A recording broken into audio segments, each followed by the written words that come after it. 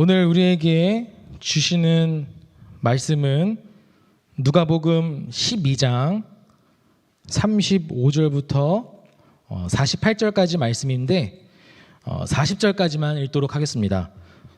누가복음 12장 35절부터 40절까지의 말씀을 함께 교독하겠습니다.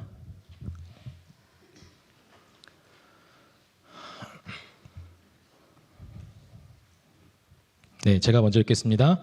허리에 띠를 띠고 등불을 켜고 서 있으라.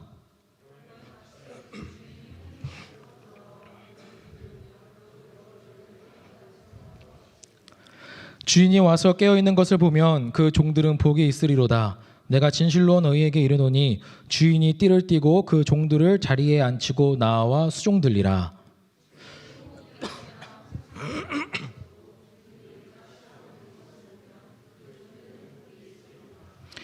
너희도 아는 바니 집주인이 만일 도둑이 어느 때에 이를 줄 알았더라면 그 집을 뚫지 못하게 하였으리라. 그러므로 너희도 준비하고 있으라. 생각하지 않은 때에 인자가 오리라 하시니라. 아멘. 제가 잠깐 광고 말씀 드리겠습니다. 오늘 예배 후에 그 섬김 신청하신 분들은 오늘 예배 후에 교회 주변에 있는 경비 아저씨들께 이제 맛있는 간식을 전달하는 시간을 갖도록 하겠습니다. 혹 아직 신청하지 못한 분들이 계시더라도 지금 마음에 감동이 있으신 분들은 예배 후에 따로 남아서 함께 또 주위의 이웃들에게 맛있는 간식을 이렇게 나눠주는 일들을 또 감당하시기를 바랍니다. 그래서 예배 후에 1층 로뎀에서 모여서 이제 포장을 해가지고 2-3명씩 짝을 지어서 이제 교회 주변으로 흩어지도록 하겠습니다. 그리고 두 번째로는 이제 헌금은 이제 들어오실 때 아니면 나가실 때 저희 헌금함에다가 이제 이렇게 헌금을 해주시면 되겠고요. 그리고 우리 청년 2부에 이제 광고가 있는데 기독교 변증 훈련을 시범적으로 시작합니다. 이제 본격적인 훈련은 이제 7월에 재개를 하겠고요. 자세한 사항은 우리 이순행 목사님께 이제 문의를 해주시면 되겠습니다. 여러분 오늘은 이제 제자도 4번째 말씀으로 깨어 있으라 라는 제목으로 함께 말씀을 나누기를 원합니다. 여러분 제가 지난 금요일 이제 오후에 담임 목사님께서 갑자기 이제 회의를 이제 하자고 그러셔가지고 이제 저녁 때쯤에 이제 회의를 했습니다. 그래서 모든 교육자들이 다 모여서 이제 회의를 하고 이제 회의를 끝마친 후에 다 같이 이제 저녁 식사를 하자고 하셔서 저녁을 먹으러 갔어요. 저녁 메뉴는 돼지고기 갈비였어요. 돼지갈비 구이였습니다. 그래서 이제 4명씩 테이블에 앉아가지고 이제 고기를 이제 먹는데 제가 앉은 이제 테이블은 잘 고기를 못 드시는 분들이만 앉은 거예요. 그래서 제가 혼자서 고기를 구우면서 정말 많이 먹었습니다. 진짜 막 거기 사장님이 막 잔치국수에 막 비빔국수에 막 밥에 막 반찬 엄청나게 많이 주셔가지고 정말 혼자서 제가 구우면서 거의 다 먹은 것 같아요. 진짜 장난 아니고 그 목구멍까지 차오를 정도로 정말 많이 먹었습니다. 그래서 이제 이거 안 되겠다 싶어가지고 이대로는 진짜 올라와도 뭐가 올라오겠구나 이런 생각이 들어서 이제 교육자실 이제 밥 다 먹고 교육자실에 올라가서 이제 가스알명수를 이제 먹으려고 이제 했어요. 이제 찾아가지고 이제 먹었습니다. 근데 이제 먹는데 뭐 이상한 맛이 나는 거예요. 내가 알던 이 활명수 맛이 아닌데. 근데 그렇게 이제 생각은 했지만 그냥 이제 들이켜 먹었죠. 근데 주위에는 다른 여러 이제 목사님들 계시고 또 전도사님들 계셔가지고 막 이제 이야기하면서 이제 먹었어요. 거기에 이제 이순혜 목사님도 있었던 것 같아요. 이제 다 마시고 그 병을 쓰레기통에 딱 버리려고 했는데 그게 쌍화탕이었던 거예요, 이게. 그래서 먹으면서 이거 뭐야 이거. 배불러 죽겠네. 진짜 겨우겨우 막 활명수도 겨우겨우 막 마셔가지고 막 어떻게든 막 우겨 넣어가지고 막 마셨는데 딱 보니까 이게 활명수가 아니라 이제 쌍화탕이었던 거예요. 그래가지고 막 이순혜 목사님한테 뭐냐고 왜 말도 안 해주냐고 왜. 근데 분명히 내가 활명수 먹겠다고 하는 거를 들었던 것 같은데 일부러 말을 안 한 것 같아요, 제가 볼 때는. 그래가지고 결국에 한 병을 더 활명수를 마셔가지고 겨우겨우 그렇게 먹었던 적이 있었습니다. 여러분, 왜 제가 분명히 활명수를 마시겠다고 생각을 하면서도 맛은 이상한 맛이 났지만 왜 그것을 그냥 계속 꿋꿋이 먹어야만 했었던 건가? 라고 했을 때 여러분, 제가 깨어있지 못해서였던 거예요. 생각하지 못하고 그냥 무의식적으로 그냥 막 이제 들이켰던 거죠. 결국에는 그냥 눈이 가려워진 겁니다. 어두워진 거예요. 여러분, 이번 주제가 말씀드렸던 것처럼 이 네 번째 제자도 이 네 번째 이제 주제와 같이 깨어 준비함입니다. 계속해서 한 4번에 걸쳐서 제자도라는 주제로 함께 이제 말씀을 나누고 있는데, 여러분, 제자도가 무엇일까요? 제자도는 참 우리가 많이 익히 들어왔던 것 같습니다. 그런데 여러분, 제자도가 과연 무엇일까요? 제자도를 이야기하면, 쉽게 이야기해서 예수님의 제자로서 마땅히 해야 할 행동, 생각, 이제 이 마음 등을 가지고서 예수님을 닮아가는 목적으로 살아가는 것이 제자도입니다. 이렇게 말로 풀이하면, 말로 정의하면 이렇게 될 것 같습니다. 그렇다면 여기서 우리가 한 가지 더 질문할 수 있는 것은 누가 제자인가라는 거예요. 그러면 누가 제자인가? 라고 했을 때 아마도 3가지 정도의 부류의 사람들로 나뉠 수 있을 것 같아요. 첫 번째는 바리새인과 서기관 같은 사람들입니다. 그리고 2번째는 무리들이에요. 그리고 3번째는 제자들입니다. 이렇게 3가지 정도의 부류의 사람들로 구분을 할 수 있을 것 같은데, 바리새인과 서기관들은 어떤 사람들이었냐면, 자신들은 하나님의 참 백성, 자신들은 하나님의 참 제자라고 착각하며 살아가지만 정작 겉과 속은 완전히 다른, 정말 회칠한 무덤 같은 그런 사람들의 모습이 바로 바리새인과 서기관 같은 사람들이에요. 교회는 왔다 갔다 하지만 겉과 속이 너무나도 다른, 온갖 마음에는 추악한 죄와 더럽고 모든 그런 음란한 것들이 가득한 그런 사람들이 바리새인과 서기관들의 사람들일 겁니다. 2번째로는 무리들이에요. 이 무리들은 성경에서 보면은 늘 예수님을 쫓아다녀요. 어디든지 가서도 막 예수님을 쫓아다닙니다. 그런데 이 무리들이 예수님을 쫓아가는 목적이 있어요. 그 목적은 무엇이냐면 자신의 이익을 위해서. 예수님 쫓아가면 뭐라도 조금 더 먹을 수 있지 않을까? 예수님 쫓아가면 뭐라도 조금 내 병이 치유되지 않을까 하는 그런 자신의 이익을 추구하기 위하여 쫓아가는 사람들이 무리들이에요. 이러한 사람들은 교회를 다니면서 어떤 큰 욕심을 이루기 위해서, 자신의 야망을 이루기 위해서, 자신의 비전을 이루기 위해서, 더 큰 성공과 더 큰 많은 재물을 얻기 위해서 예수님을 이용하려고 하는 그런 목적으로 교회를 다니는 사람들입니다. 마지막 3번째로는 제자들이에요. 이 제자들은 진정으로 예수님을 인격적으로 영접하고 예수님을 만난 참 제자들, 예수님을 닮아가며 예수님을 정말 사랑하는 사람들이 제자들이에요. 비록 자신의 모습들은 어떤 삶 속에서 정확히 일치된 그런 삶을 살지는 못하겠지만, 그럼에도 여전히 자신은 하나님 앞에 철저하게 낮아지고 회개하며 바짝 엎드려 하나님 앞에 나아가는 자들이 바로 제자들입니다. 이들의 인생의 목적은 결과지향적이 아니에요. 과정지향적입니다. 결과가 중요한 게 아니라 나의 삶이 어떻게 하나님 앞에 과정이 올바르게 될 것인가 하는 것으로 과정지향적인 사람들이에요. 여러분, 우리는 어떤 사람들입니까? 우리는 어떤 사람들의 모습과 같습니까? 우리는 예수님의 진정한 제자들이라는 것을 여러분 우리가 믿는다면 정말 참 제자답게 살아가는 우리 모든 청년들이 되기를 간절히 바랍니다.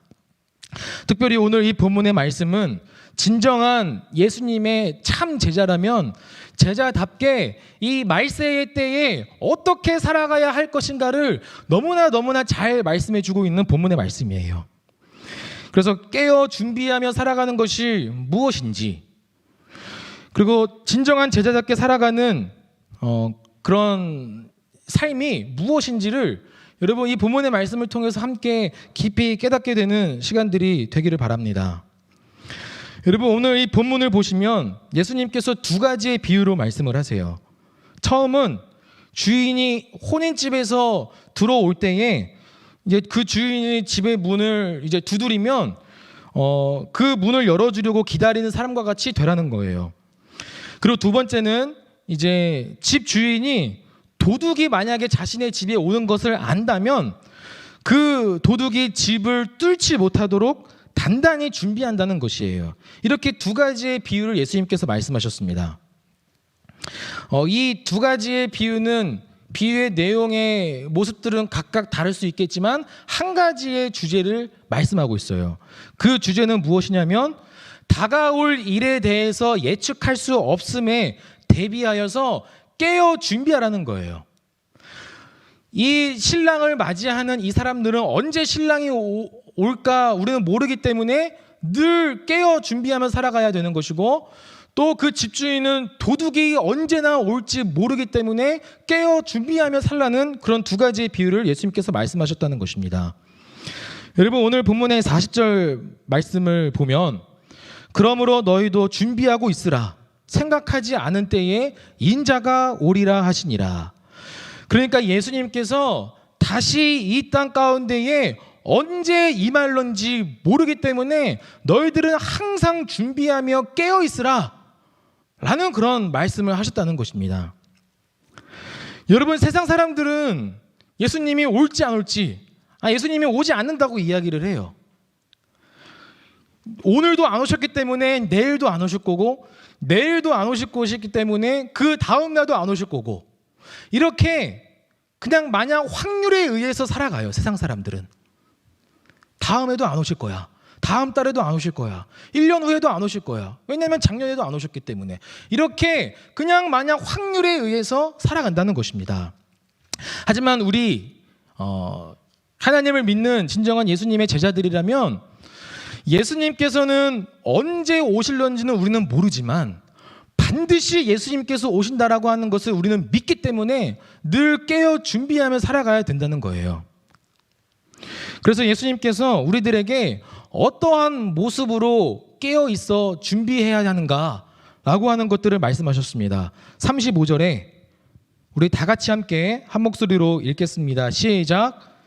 허리에 띠를 띠고 등불을 켜고 서 있으라. 그러니까 예수님께서 우리들에게 어떠한 모습으로 깨어 준비하며 있어라 라는 것을 말씀하셨냐면 허리에 띠를 띠고 등불을 켜 있어라 라고 이렇게 말씀하셨다는 것입니다. 이 구절의 말씀은 긴급함, 긴장성, 급박함을 요구하는 말씀이에요. 그러니까 옷을 늘 입은 상태에서, 그리고 늘 불이 켜진 상태에서 언제든지 불시에 떠날 수 있도록 준비해서 그렇게 기다려라 라고 하는 그런 말씀입니다. 제가 이 구절의 말씀을 딱 읽으면서 가장 처음으로 제가 느꼈던 것이 무엇이냐면, 군대에서 여러분 오대기라는 게 있어요. 오대기. 여러분 한 번쯤 다 들어보셨을 거예요. 우리 형제들은. 아니면 근데 우리 자매들은 아직 뭐 이런 것들을 잘 이제 모를 수도 있으니까 여러분 오대기라고 하는 걸 제가 잠깐 뭔지 설명을 드릴게요. 이 오대기는 5분 대기조의 그 줄임말입니다. 5분 대기조. 이 5분 대기조가 뭐냐면, 이제 지금은 전시 상황이기 때문에 언제 적들이 쳐들어와서 공격을 할 수 있을지 모르기 때문에 늘 항상 준비되어 있어야 하는 것을 이제 뜻해요. 그래서 딱 어떤 상황이 걸리면 그 5분 대기조들은 빨리 5분 안에 모든 전투복, 전투화, 방탄 헬멧, 개인 소총, 뭐 어떤 짐들을 다 가지고 군장까지 매가지고 딱 그 상황을 터진 그 장소에 딱 가야 돼요. 그게 이제 오대기입니다. 근데 이 오대기는 전 부대가 다 이렇게 하는 게 아니에요. 한 대대가 있고 그 대대 안에 뭐 예를 들어 1중대, 2중대, 3중대, 4중대 뭐 이렇게 한 3-4개의 중대가 있거든요. 그 중대 한 개의 중대 안에 또 한 3-4개의 소대가 있어요. 그래서 이 5분 대기조들은 한 개의 소대만이 돌아가면서 합니다. 그래서 예를 들어 어떤 한 일주일 정도로 5분 대기조를 이제 찬다고 하는데 일주일 정도를 해요. 그래서 일주일은 1중대에 뭐 1소대가, 또 일주일은 또 2중대에 뭐 1소대가, 또 끝나면 뭐 3중대에 1소대가, 이렇게 계속 이렇게 번갈아 가면서 계속 이게 오대기를 돌려요. 근데 이제 가끔 가다 이제 대대장이나 중대장이 이 오대기 훈련들을 잘 하고 있나 가끔가다 막 이렇게 비상을 걸어요. 상황을 건단 말이에요. 일부러 잘 하고 있나 안 하나. 그래서 좀 이렇게 악랄한 그런 중대장이나 대대장은 막 새벽에 걸어요. 새벽에. 그러면 자다가도 그 사이렌 소리를 들으면 그 상황을 듣고 빨리 그 나가야 되는 거예요. 그 5분 대기조들은. 제가 오대기를 찬 적이 있었어요. 제가 오대기를 찬 적이 있었었는데 정말 이게 힘든 게 뭐냐면 늘 전투복을 입고 살아야 돼요. 잘 때도 전투복을 입고 살아야 돼요. 언제 이 상황이 터질지 모르기 때문에. 근데 한 번은 이제 목욕을 하는 중에 있었습니다. 목욕을 하다가 비상 그 상황이 터진 거예요. 진짜 실제로. 막 머리를 감고 있었는데 이 상황이 터지니까 이제 미치겠는 거예요, 진짜. 그래가지고 그 상황을 듣고 진짜 수건으로 다 닦고 대충 막 옷만 입고 막 빨리 나갔던 그런 기억이 있었습니다. 그래서 이 구절의 말씀을 읽고 딱 진짜 이 오대기 같은 그런 상황이 바로 생각이 났습니다. 이 말씀은 우리의 이 말세의 때를 살아가면서 급박함 그리고 긴장 그리고 그 정말 긴박함의 말씀을 우리에게 요하는 그런 말씀이에요. 그런데 우리가 이 말씀을 잘못 이해해서 늘 살아가는 삶이 불안하고 초조하고 두려워하는 그런 삶이 아니에요. 이 삶은 어떤 삶이냐면 어떤 무엇과 대조되는 말씀인데 그 대조되는 것이 무엇이냐면 예수님은 오시지 않을 거야. 예수님 안 오셔. 야, 우리 때 예수님 안 오셔. 야, 그러니까 그냥 너희 대충 살아. 라고 이렇게 나태함과 게으름과 그리고 그냥 대충 살아. 라고 이렇게 생각하는 사람들에 대한 대조의 말씀으로 반드시 예수님은 다시 오시기 때문에 긴장함을 가지고 급박함을 가지고 그렇게 살라는 그런 말씀입니다. 여러분, 이러한 말씀을 가지고 늘 이 말세의 때에 예수님께서 다시 오신다는 그런 믿음을 갖고 우리의 인생에서 긴장함과 급박함과 그런 긴장성을 가지고 살아가는 우리 청년들이 되기를 바랍니다. 그렇다면 구체적으로 우리의 삶 가운데에 어떻게 이런 깨어 준비하는 삶이 무엇인가? 라고 했을 때 예수님께서 42절부터 48절까지의 또 다른 비유의 말씀을 하시면서 깨어 준비하는 삶이 이러한 삶이라는 것을 말씀하십니다. 이 42절부터 48절까지의 이 비유의 말씀을 보면 우리가 읽진 않았지만 어떤 한 집주인이 있습니다. 그런데 이 집주인이 어떤 한 종에게 어떤 책임을 부과한 것 같아요. 그래서 이 종은 이 집주인의 명령을 잘 따라서 맡은 책임을 잘 감당합니다. 그래서 그러한 책임감을 가지고 충성으로 때를 따라 또 다른 많은 여러 종들에게 양식들을 나누어 주어요. 42절에 보면 주께서 이르시되 지혜 있고 진실한 청지기가 되어 주인에게 그 집 종들을 맡아 때를 따라 양식을 나누어 줄 자가 누구냐? 주인이 이를 때에 그 종이 그렇게 하는 것을 보면 그 종은 복에 있으리로다. 그래서 그 종은 주인의 명령에 이제 잘 시행을 하다가 어느 날 갑자기 이제 집 주인이 돌아옵니다. 근데 집 주인이 돌아와서 자신이 명령을 내린 그 명령들을 잘 시행하고 있는 것을 본다면 그 종은 복이 있을 것이다 라고 이렇게 말씀을 하는 거예요. 그런데 만약에 그 집 그 종이 집주인의 명령을 듣지 않고 야, 집주인 나중에 올 거야. 늦게 올 거야. 이런 생각을 품고 막 주위의 다른 종들과 함께 먹고 마시고 막 취하고 그런 삶을 살게 된다면 주인이 이르렀을 때에 그 종을 엄히 때리고 신실하지 아니한 자에 받는 벌을 처하겠다고 이야기하는 거예요. 45절 46절 보면 만일 그 종이 마음에 생각하기를 주인이 더디 오리라 하여 남녀 종들을 때리며 먹고 마시고 취하게 되면 생각하지 않은 날 알지 못하는 시각에 그 종의 주인이 이르러 엄히 때리고 신실하지 아니한 자에 받는 벌에 처하리니 이렇게 말씀을 하는 거예요. 그래서 이 예수님께서 비유의 말씀 속에서 우리가 과연 이 말세의 때를 살아가면서 우리가 어떻게 깨어 준비하는 삶이 무엇인가라고 하는 것을 이 비유에서 말씀하시는 것입니다. 첫 번째, 그것이 뭐냐면 맡은 책임을 다하여 충성하는 거예요. 맡은 책임을 다하여 충성한다는 것은 이 종은 주인으로부터 부과된 책임이 있었습니다. 그 부과된 책임이 무엇이었냐면 아마도 다른 많은 종들에게 때를 따라 양식을 나눠주는 그런 어떤 책임이 있었던 것 같아요. 그러니까 즉 다른 주위의 많은 종들을 또 뭐 관리하는 어떤 그런 이제 관리자로서 어떤 부과된 책임이 있었겠죠. 그런 책임들을 다해서 이 종은 자신에게 맡겨진 일에 최선을 다해서 충성했다는 것입니다. 42절에 이 지혜 있고 진실한 청지기 라고 했을 때 이 진실한이라고 하는 이 헬라어는 피스토스입니다. 피스토스. 이것은 믿을 만한, 신실한, 충성된의 의미를 갖고 있어요. 여기에서 이 충성이라고 하는 것은 군대 용어입니다. 즉 상하 그런 수직적인 개념이에요. 즉 상사가 이야기한 거에 대해서, 집 주인이 이야기한 거에 대해서 반드시 그 부하들은 따라야 하는 것이 충성입니다. 그래서 이 종은 주인이 이야기한 거에 대해서 최선을 다해서 충성했어요. 집 주인이 언제 다시 올지 모르지만 그럼에도 불구하고 최선을 다해서 충성했다는 것입니다. 여러분 48절에 많이 받은 자에게는 많이 요구할 것이요 많이 맡은 자에게는 많이 달라 할 것이니라 라고 이렇게 말씀하셨어요. 여러분 이 구절의 말씀을 우리가 이렇게 살펴보면은 집 주인은 각각의 종들에게 부과된 책임이 있다는 거예요.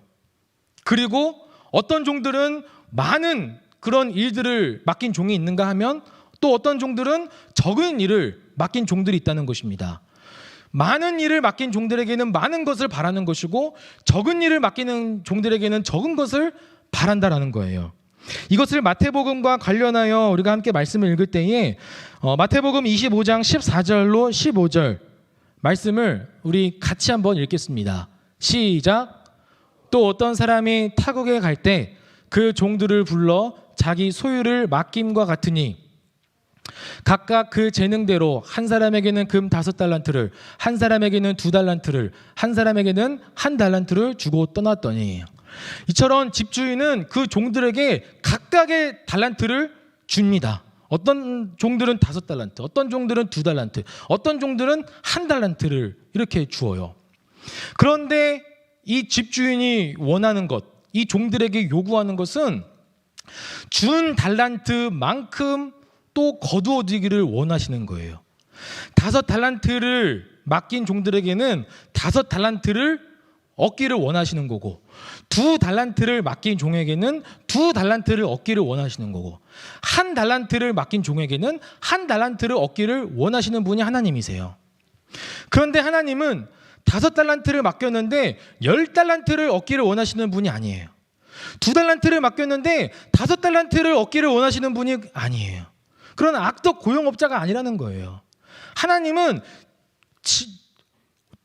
공평한 그런 질서의 하나님이시기 때문에 5달란트를 맡겼으면 5달란트를, 2달란트를 맡겼으면 2달란트를 얻기를 원하시는 분이 하나님이시라는 거예요.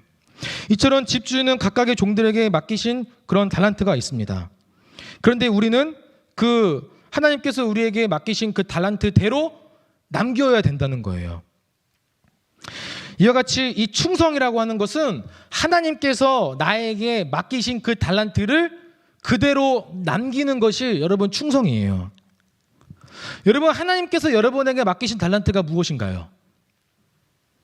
그 달란트를 여러분 남기시기를 바랍니다. 하나님께서 우리에게 충성하게 하신 것이 무엇입니까? 그 충성대로 여러분 그 달란트를 가지고 남기기를 바랍니다. 그런데 우리가 이 충성이라고 했을 때 엄청 막 대단한 것이 아니에요. 대단한 개념이 아닙니다. 꼭 엄청나게 저기 해외에 가서 막 선교를 해야지만 하나님께 충성하는 거고 뭐 어디 진짜 아프리카 이런 오지에 가서 정말 죽을 고비를 넘겨야지만 하나님께 충성하는 것이고, 이러한 개념의 충성이 아니에요. 왜냐하면은 각각의 은사대로 달란트를 주시기 때문에. 어떤 사람은 그냥 자신에게 맡겨진 작은 조그마한 일을 할지라도 그 조그마한 일대로 충성을 다하기를 하나님은 원하신다는 것입니다. 여러분의 자리에서 충성을 다하여 하나님께서 여러분에게 맡기신 달란트가 무엇입니까? 가정의 자리에서, 아니면 교회의 자리에서, 아니면 직장의 자리에서 여러분에게 주어진 그 일에 대하여 최선을 다할 때, 여러분 그것이 우리에게 하나님께 대하여 충성하는 거예요. 교회에서 리더로 있는 그런 리더들, 맡겨진 주어진 일에 대해서 그 임기 내에 최선을 다해서 그 리더의 직분을 감당하는 것도 충성이에요.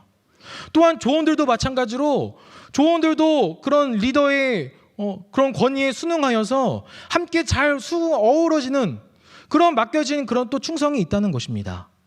이처럼 각각의 주어진 그런 일들이 있습니다. 또 직장에서의 위치들, 또 가정에서의 그런 위치들 가운데에서 하나님께서 무엇을 충성하기를 원하시는지를 여러분 깊이 깨달으시기를 바랍니다. 맡겨진 달란트를 가지고 충성하지 않은 그런 종에 대해서 하나님은 악하고 게으른 종아라고 말씀하셨어요. 그 마태복음 25장에서 말씀을 보면 한 달란트를 받았던 이 종은 한 달란트조차 남기지 않았어요. 그러자 주인이 이야기하기를 이 종에게 악하고 게으른 종아라고 이야기한 거예요.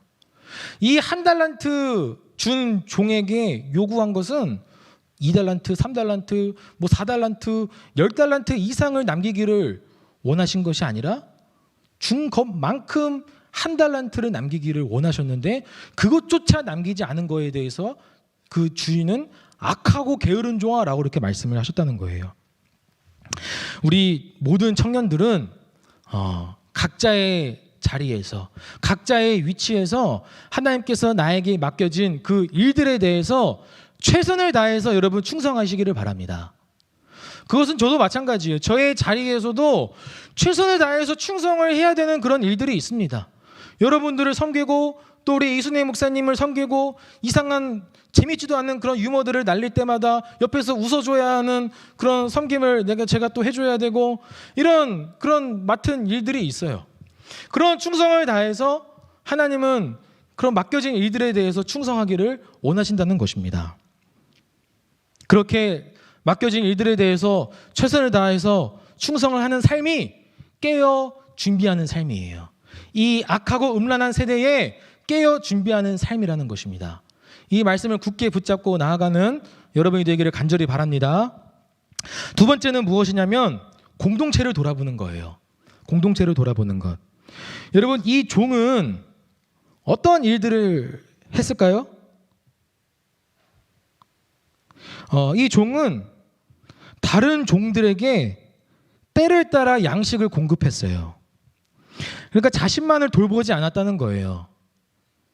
자신에게 부과된 어떤 권력, 이런 것들이 있을 수가 있겠죠. 이런 것들을 가지고 다른 사람들을 억압하고 못살게 굴고 괴롭히는 것이 아니라 오히려 다른 사람들을 세워주고 공동체를 돌보아주는 그런 일들을 했다는 것입니다.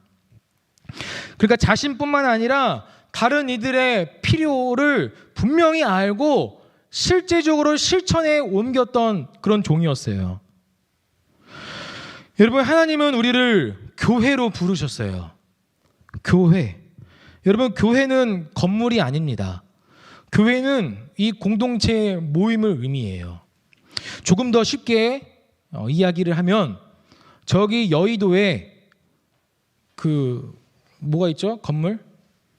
국회의원들이 모이는 국회의사당에 있죠. 이 국회의사당, 이 건물은 국회의사당이라고 해요. 근데 그 사람들이 모여서 안건을 처리하고 이런 것들을 회의하는 그런 사람들을 가리켜서 뭐라고 하나요? 국회라고 해요. 국회. 그 사람들의 모임을 국회라고 하는 것과 마찬가지로 교회는 우리 사람들을 의미하는 거예요. 이 건물은 교회 예배당이에요. 교회는 우리 공동체입니다. 교회는 하나님께서 영원전에 계획하시고 예비하신 그런 공동체예요. 우리는 하나님의 뜻에 따라 교회를 소중히 여기며 든든하게 세워져 나가야 할 사명들을 가지고 있는 자들입니다. 왜냐하면 교회는 예수님께서 자신의 피값을 주고 사신 그런 공동체이기 때문이에요. 예수님은 우리 교회의 머리 되십니다. 성령이 하나이듯 교회의 머리가 하나이듯 우리 몸도 하나예요. 비록 여러 많은 사람들이 모인 공동체이지만 유기체적인 한 몸이 교회입니다. 그렇기 때문에 우리는 유기체적으로 끈끈하게 묶여져 있는 것이 바로 교회예요. 그래서 다른 사람들의 슬픔과 기쁨을 대신해서 짊어질 수 있는 그런 공동체가 되어야 돼요. 다른 사람들의 힘듦과 아픔이 곧 내 힘듦과 아픔이 되어야 하고, 다른 사람들의 기쁨과 즐거움이 곧 내 기쁨과 즐거움이 되어야 되는 것이 한 몸인 교회입니다. 여러분, 우리는 지금 여지껏 한 번도 경험하지 못했던 이 코로나 바이러스로 말미암아 너무나 힘들고 어려운 삶을 겪고 있어요. 이 코로나 초창기만 하더라도 너무나 그냥 저는 안일하게 생각했던 것 같아요. 그냥 사스나 메르스 때와 같이 그냥 또 지나가겠지, 그런 이제 생각으로 지내다가 이렇게 전 세계적으로 힘들어 했을 이런 것은 전혀 생각하지도 못했었습니다. 어떤 한 이제 학자가 이야기하기를 이 사스, 메르스, 이 코로나 이 주기를 보면 대략 한 3, 4년이라고 해요. 3, 4년 동안 계속해서 이런 지금 바이러스들이 창궐 해가지고 온 전 세계를 지금 마비시키고 혼란을 야기시킬 것이라고 이야기를 해요. 그렇다면 또 지금으로부터 앞으로 3년, 4년, 5년 후에는 코로나 20, 코로나 21, 22 이런 바이러스가 나타나지 않으리란 법은 없어요. 지금 청년들의 이야기를 들어보면 정말 너무나 힘들고 어려운 삶을 살아가고 있구나라는 것을 다시 한 번 더 생각하게 됩니다. 여러분, 제가 대학교 때 이 YM 생활을 하면서 정말 어떤 누군가가 정말 재정적으로 너무 힘들어가지고 교통비조차 없이 힘들어하고 있는 그런 이제 지체에게 어떤 누군가 청년이 3,000원을 주는 걸 저 봤어요. 3,000원을 주는 걸 보면서 비록 그 고작 몇천 원이지만 함께 그 아픔을 나누고자 하는 그런 마음들이 그때 저는 너무나 감동스러웠고 너무나 정말 아름다웠습니다. 여러분, 우리 청년들이 이러한 아픔과 기쁨을 함께 나누는 공동체가 되기를 간절히 바랍니다. 서로의 필요를 돌아봐 줄 줄 아는 그런 공동체가 되기를 간절히 바라요. 그런데 자신의 아픔과 이 고통을 오픈하지 않으면 모릅니다. 몰라요. 대부분의 사람들은 자신의 아픔, 자신의 이 고통을 드러내는 것을 싫어해요. 제가 그랬어요. 제가 대학교 때 이런 와인 생활을 하면 이제 늘 뭐 이렇게 인사말로 하는 것이 무엇이냐면 잘 지내? 요즘 뭐 힘든 일 없니? 이런 것이 그냥 늘 이제 인사와 같이 일상생활의 그런 말이었거든요. 근데 저는 뭐 힘들거나 뭐 어려운거나 이런 일들 있으면 있어도 그냥 그거를 드러내기가 이제 싫은 거예요. 잘 지내? 잘 지내요. 좋습니다. 그냥 남에게 제 이런 아픔이나 어려움들을 이야기하는 게 저는 그냥 싫었어요. 지금도 솔직히 뭐 제 자신을 완전하게 막 오픈을 하는 것이 제 아내한테도 막 이야기하는 게 막 싫을 정도로 그냥 성향이 좀 그런 것 같아요. 그런데 이제 어느 날 저희 가정에 정말 큰 이제 어려움이 한번 닥칠 때가 있었어요. 집에서 막 쫓겨날 정도로 그런 어려움이 닥칠 때가 이제 한 번쯤 있었었는데 이제 그때가 너무 힘든 거였어요. 이게 막 걸으면서도 막 울면서 하나님 왜 왜라는 말밖에 안 나왔어요. 왜 나에게, 왜 우리 가정에게 이런 아픔과 이런 어려움을 주셨는가? 그런데 이런 아픔과 어려움이 있어도 누군가에게 오픈하지 않았어요. 잘 지내. 그냥 늘 이렇게 입버릇처럼 이야기를 했거든요. 그런데 이제 어느 날 제 동기인 이제 어떤 누나가 있었어요. 이 누나랑 이제 둘이서 이제 이야기를 하면서 뭐 그 어떻게 이야기가 꺼내지는 잘 기억이 안 나는데 그런 가정사의 이야기가 이제 딱 나온 거예요. 근데 그 가정사의 이야기를 제가 꺼내자마자 완전히 그냥 그 누나 앞에서 그냥 엉엉 울었어요. 진짜 눈물 콧물 흘리면서 진짜 엉엉 울었습니다. 어느 누구한테도 말하지 못하는 그 아픔들을 그 누나한테는 그냥 다 이야기했어요. 다. 여러분, 누군가에게 알려주어야 돼요. 말하지 않으면 여러분 모릅니다. 내 아픔들, 내 상처들, 내 고통들, 여러분 리더들 아니면 동기들 아니면 친한 언니 오빠들 형들에게 여러분 이야기를 하셔야 돼요. 그래야 함께 기도해주고 함께 아픔을 나눠줄 때 그때 하나님의 역사가 있는 겁니다. 그래서 저는 그 계기로 말미암아 회복이 되었던 것 같아요. 함께 기도해주는 공동체가 생겨났고 함께 아픔을 나눠주는 그런 공동체가 생겨났음에 저는 너무나 감사했었어요. 여러분, 우리 이 청년부 공동체가 있음에 여러분 감사하시기를 바라요. 여러분, 이 공동체가 있다는 것 하나만으로도 여러분 감사할 거예요. 저는 이 청년부 공동체가 있어 본 적이 없어요. 저희 아버지는 늘 개척교회를 하셨기 때문에 청년부라고 해봤자 저희 달랑 누나밖에 없었어요. 공동체가 한 번도 없었어요. 저는 중고등학교 때부터. 제가 청년부 공동체라고 했을 때 그 공동체는 저 YM밖에 없어요. 여러분, 이렇게 공동체가 있다는 거에 여러분 감사하시기를 바라요. 비록 막 싸우고 마음이 안 맞아서 분열이 되고 막 내가 잘났느니 네가 잘났느니 비록 막 그런 오고 가는 그런 어떤 설전들이 있다 할지라도 여러분 공동체가 있다는 거에 여러분 감사하시기를 바라요. 어떤 누군가는 공동체가 없어서 힘들어하는 사람들이 많습니다. 여러분, 우리 공동체 안에 다른 이들을 돌아봐주고 다른 이들의 아픔을 함께 나눠주고 함께 슬퍼해 줄 수 있는, 아까 전에 우리 간사님께서 말씀하신 것처럼 그 아픔을 우리가 듣지만 우리가 해결해 줄 수 있는 능력이 없어요. 정말 해결해 줄 수 있는 능력이 하나도 없습니다. 그런데 하지만 우리가 해줄 수 있는 건 우는 자들과 함께 우는 것밖에 없어요. 함께 기도해주고 함께 울어주고 함께 아픔을 나눠줄 수 있는 것밖에 우리가 할 수 없지만 그런 나눔 속에 분명히 하나님께서 역사하시는 역사가 반드시 있습니다. 이러한 믿음으로 함께 나아가는 우리 청년들이 되기를 간절히 바랍니다. 또 한 가지 덧붙여서 우리 교회 공동체에서 뿐만 아니라 밖에 나가서 가정에게 또 직장에게 내가 속한 다른 공동체에서도 이렇게 동일한 행동들을 하셔야 돼요. 그런데 많은 사람들은 교회에서의 모습과 밖에서의 모습은 천지 차이예요. 교회 안에서의 모습은 천사 같지만 밖에서의 모습은 막 악마같이 사람들을 갈구고 못살게 굴고 핍박하고 막 입만 열면 욕하고 세상에 나아가서 막 술판을 벌이고 이런 사람들이 어떻게 세상 사람들에게 그런 피로를 우리가 알고 그들에게 아픔을 나눠줄 수 있고 그들에게 어떻게 말씀을 전해줄 수 있으며 함께 우리가 할 수 있겠어요.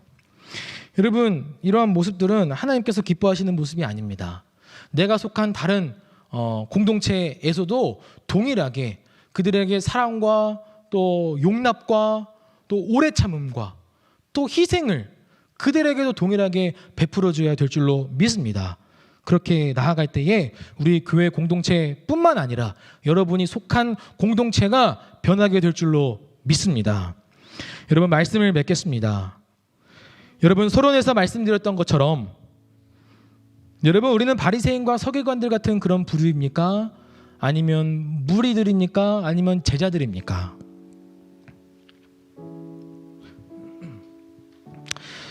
여러분, 이 진정한 예수님의 제자라는 것을 깨닫고 정말 이 말세의 때에 악하고 음란한 이 세대 가운데에 진정한 제자로서 제자답게 살아가는 우리 모든 청년들이 되기를 간절히 바랍니다.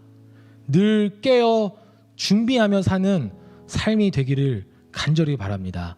여러분에게 주어진 그 일에 대해서 최선을 다해 충성하시기를 바라요. 또 여러분에게 속한 공동체 내에서 사랑을 흘려보내줄 수 있는 그런 청년들이 되기를 간절히 바랍니다. 우리 이 시간 함께 기도하겠습니다. 우리 말씀을 생각하면서 기도할 때에 주님, 내가 정말 깨어 준비하며 살기를 원합니다. 예수님께서 다시 오실 것을 내가 분명하게 믿는 믿음으로 내가 정말 깨어 준비하며 살게 하여 주시옵소서. 나에게 주어진 맡겨진 일에 대해서 최선을 다해서 충성하게 하여 주시고 또 나에게 속한 모든 이 공동체에게 사랑을 흘려보내줄 수 있는 그런 자들 되게 하여 주시옵소서. 우리 이 시간 함께 통성으로 우리 다 같이 기도하겠습니다.